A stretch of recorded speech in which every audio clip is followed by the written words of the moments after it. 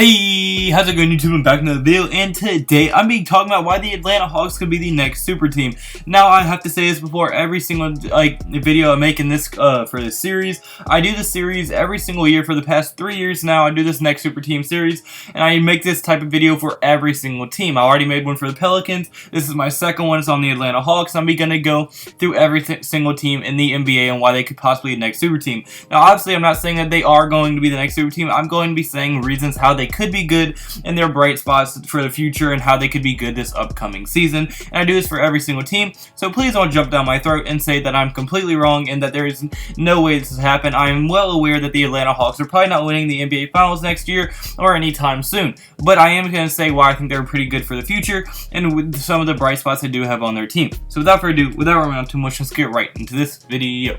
Alright, so my first reason for this video is going to be that they got a backcourt partner for Trae Young, and they did this by drafting DeAndre Hunter with the number 4 overall pick. And Trae Young and DeAndre Hunter should be one of the better backcourts in the league, offensively for sure, as Trae Young just came off of a very good rookie year. He came in second place in the Rookie of the Year voting, and he was averaging 19.1 points per game, 4 rebounds per game, and 8 assists per game. He passes the ball very well, he shoots very well, and he can also rebound a little bit, especially pretty good for how small he is and being an undersized guard in this league. He's a pretty physical rebounder as well. He doesn't play defense extraordinarily well, but he's not a liability either. He's kind of just a average defender, but what he really excels at is scoring in the three-pointer, so him being able to shoot is going to help them a ton. And DeAndre Hunter is only going to be able to help just even more, as the Atlanta Hawks offense was actually ranked 23rd worst in the entire NBA. So with DeAndre Hunter coming on the team and him coming off of a college season that saw him average 15 points per game, 5 rebounds per game,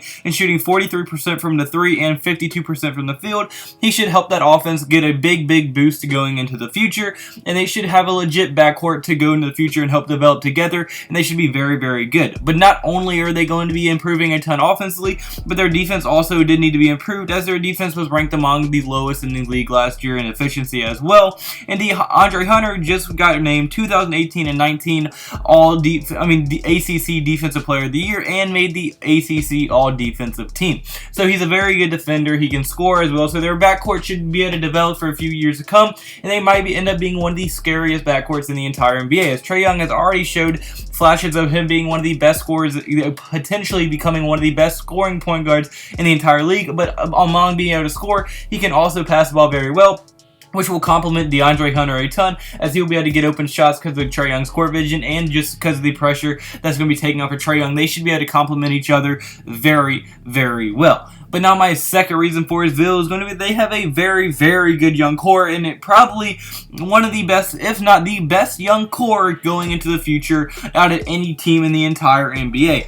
As if you look at it, their entire team is pretty much their young core, as they have Trae Young, Kevin Huerter, Cameron Reddish, John Collins, Jabari Parker, DeAndre Hunter, Bruno Fernando, and Alex Len. All of them could be a combination of all of them could be an extremely scary team going into the future. Now, I do think that they do need an upgrade at center, as I'm pretty sure right now Alex Len stands as their starting center, which will not be good enough for a playoff team at all. Alex Len is a bust. I don't care how you say it. Yes, he's young. Yes, he's still developing, but as where he was drafted, and he's just never lived up to potential, and he probably can't be a starting level center on a good contending team. So I think they're going to definitely probably be approaching or trying to fix that center position either next year in free agency or through the draft. But I mean, basically, if you really look at their main pieces, Trae Young looks like he's going to be a very solid piece, maybe a star level player. John Collins is very close to becoming an all-star. Jabari Parker, if it wasn't due to his injury, he was probably be close to all-star. DeAndre Hunter, we don't know how he's going to be. Bruno Fernando, we don't know how he's going to be. Both of them are rookies.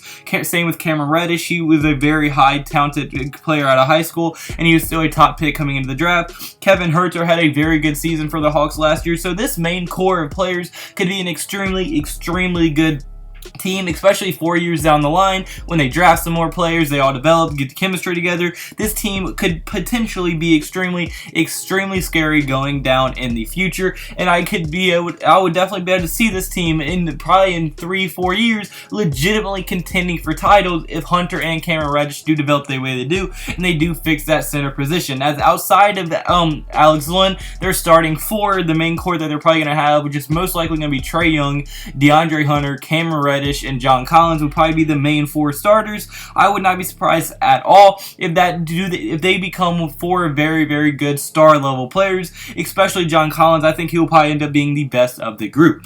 But yeah, unfortunately guys, this is my first video, so I know it's a shorter video, especially for this type of video, but I really couldn't see that many reasons why they could be the next super team. But I do think they have one of the brightest futures in the NBA. Now, next season, probably not, or maybe even 2 seasons from now, they might still be a bottom feeder team. But I think once these players develop chemistry together and get more experience in the league and really start developing, I think this Atlanta Hawks team could be extremely, extremely scary in the future. And I want to hear what your thoughts in the comment section below. Like, what do you feel about this Atlanta Hawks team? I want to hear our thoughts in the comment section below. And if you do like the video, put a like button and subscribe button. I hope you have a blessed day. Could I have a blessed day? So you need to have a blessed day. See you in the next video. Goodbye. Boo. Blah, blah, blah.